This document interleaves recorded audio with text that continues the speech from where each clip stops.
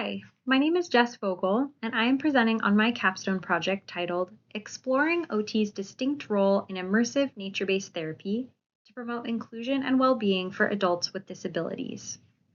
I completed this project in partnership with Destination Rehab in Bend, Oregon, under the mentorship of Carol Ann Nelson, who is the founder of Destination Rehab and a practicing physical therapist, as well as my faculty advisor from Pacific University, Katie Whedon.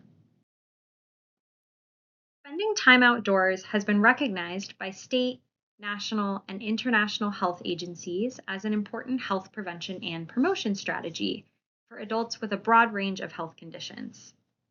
The benefits of immersive outdoor therapy are being increasingly documented in the literature, especially in the field of psychology, and research evidence shows that therapeutic interventions in the outdoors offer adults with disabilities social connection, improved physical and mental well-being, and increased adaptive living skills.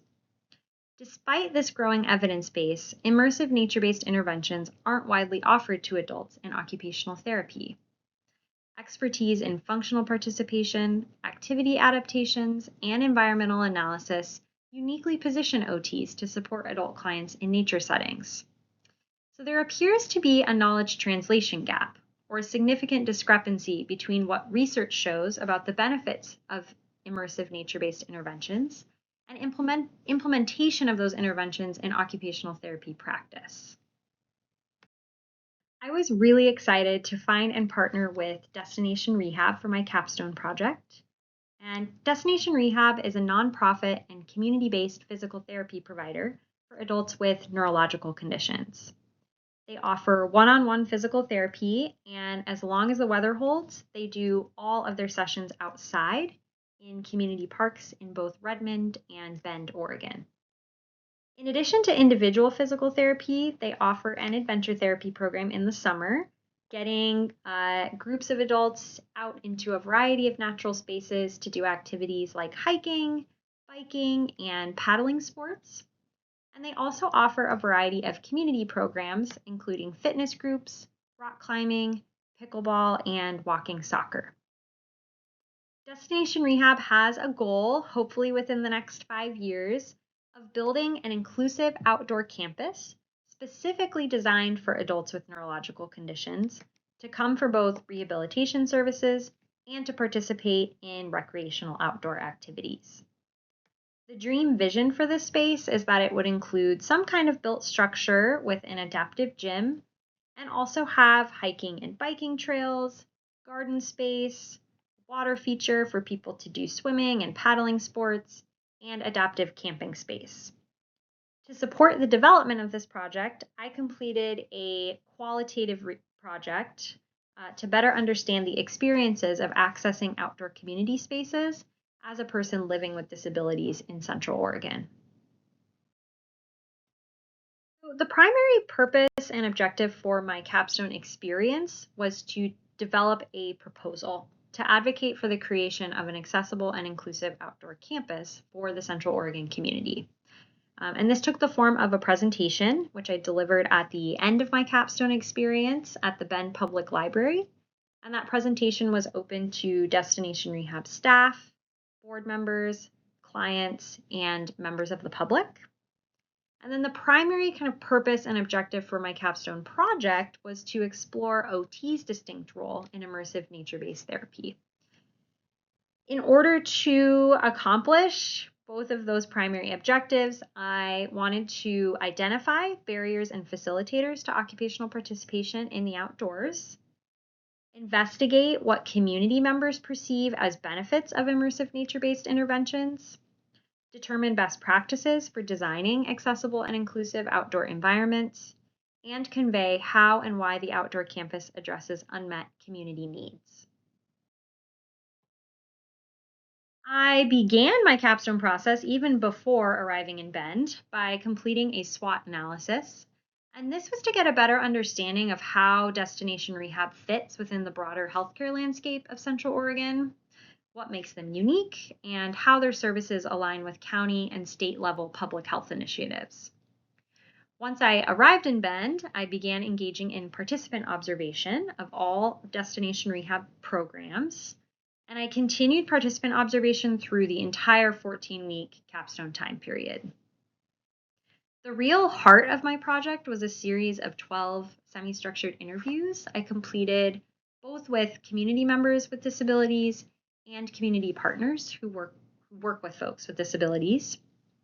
And I also conducted an experience survey, which focused more specifically on challenges people with disabilities face in accessing outdoor community spaces throughout Central Oregon and their perceived self-efficacy with accessing those community spaces.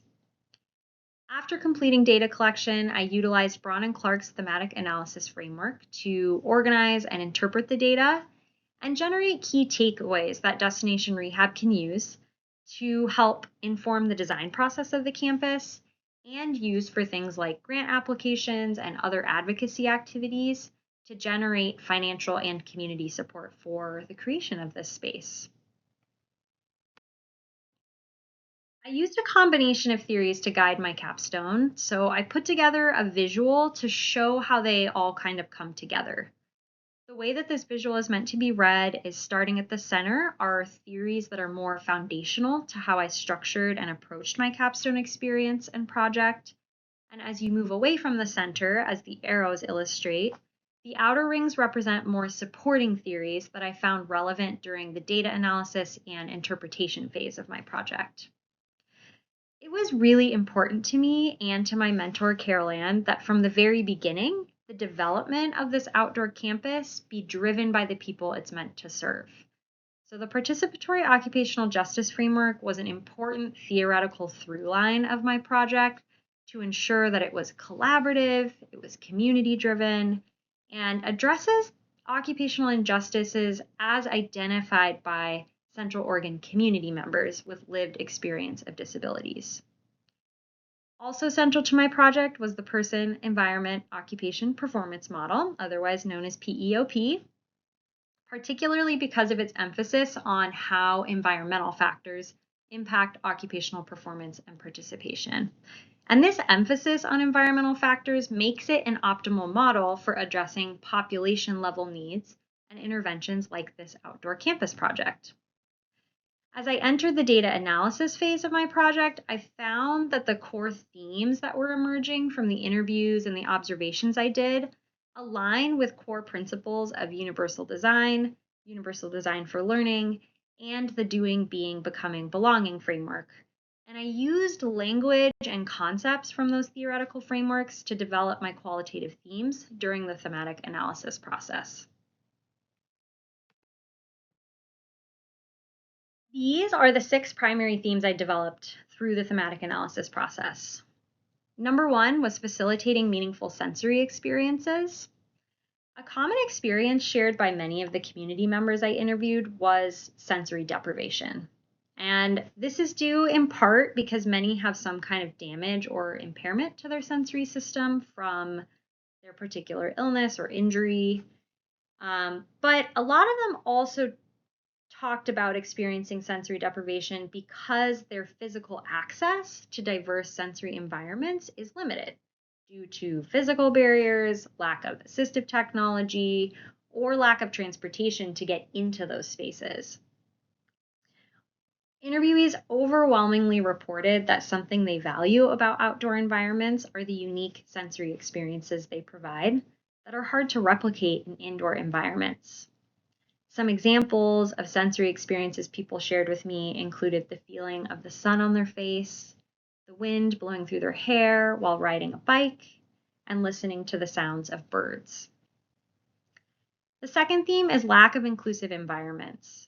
When asked if they could provide any examples of outdoor or community spaces in Central Oregon they felt were good models of accessibility and inclusion, most interviewees couldn't think of any.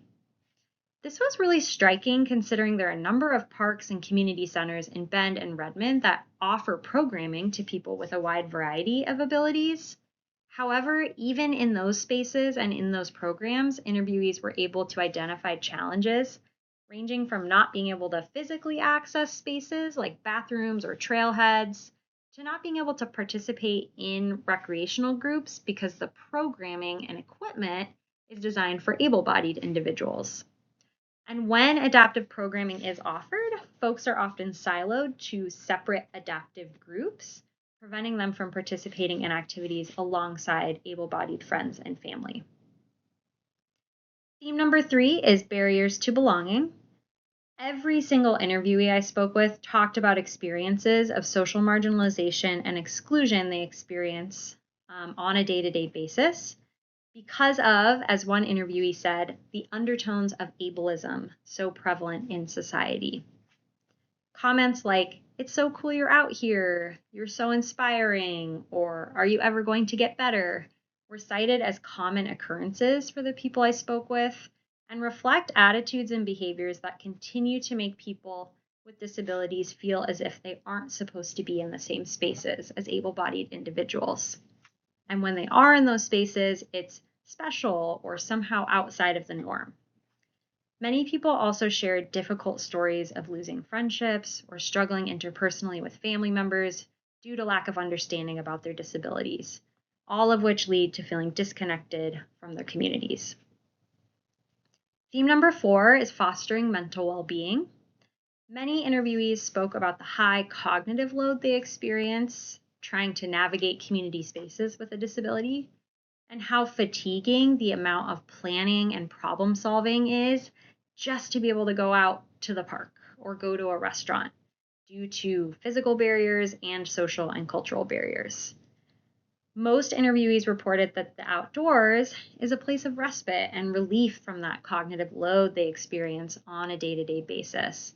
And many talked about how being in the outdoors supports their ability to manage stress, anxiety, and other negative emotions. Theme number 5 is reclaiming occupational integrity. Many interviewees spoke about how meaningful outdoor occupations are to them because they help them connect with values that are important to who they are. Some of the most common values mentioned by interviewees were independence, freedom, and feeling connected to nature. The 6th theme is reconstructing occupational identity. Identity was a concept that came up repeatedly in my conversations with community members with disabilities. Many of them spoke about how their sense of self significantly shifted after incurring a disability or as their disability has progressed over time. Especially in a place like Bend, where outdoor engagement is such a huge part of the community culture, many interviewees talked about how spending time outdoors is just a part of who they are and has been a major part of their routines. And so they often talked about how important it is to them to find new ways to participate in outdoor activities or to maintain them in order to maintain or reconstruct their identities in positive ways and fulfill meaningful roles as athletes, team members, and friends. Digging into the data a bit more, the most common barriers to outdoor and community participation reported by interviewees were environmental factors. So, built and natural space, assistive technology, and social and cultural factors. The second is psychological factors, so primarily low motivation and increased frustration with performance of outdoor occupations. And the third were cognitive factors, specifically the high cognitive load people experience in navigating or trying to navigate outdoor community spaces. Considering that environmental factors were the number one reported barrier to participation in outdoor spaces, points to a significant need for systems level interventions and advocacy. In addition, these results underscore the importance of addressing outcomes beyond physical rehabilitation. And this is where I think OTs can play a valuable role in immersive outdoor settings, as our scope of practice uniquely positions us to support people's health, well-being, and quality of life holistically. Over half of interviewees reported challenges with ADLs, and the top 3 that were mentioned by interviewees were toileting, transfers, and dressing. Many interviewees shared that difficulties with ADLs prevent them from participating in outdoor activities, highlighting a potentially significant relationship between self-efficacy with ADL performance and participation in outdoor occupations. This is an area where future research is definitely warranted, especially by OTs or even OT students, who are uniquely positioned to address ADL performance through our clinical scope of practice and scholarship.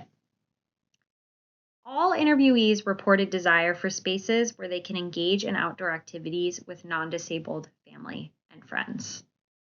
While many interviewees I spoke with value affinity spaces and being able to have separate spaces where they can do activities alongside folks with disabilities, it was also really important to people to be able to have opportunities to do things with non-disabled family and friends. And this really points to the need for universal design.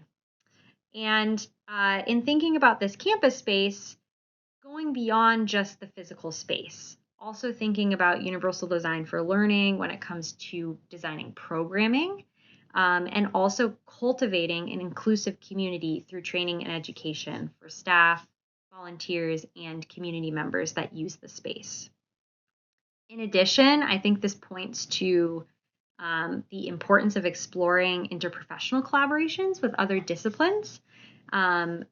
Three that I think would be particularly important for this project include architecture, urban planning, and land use management.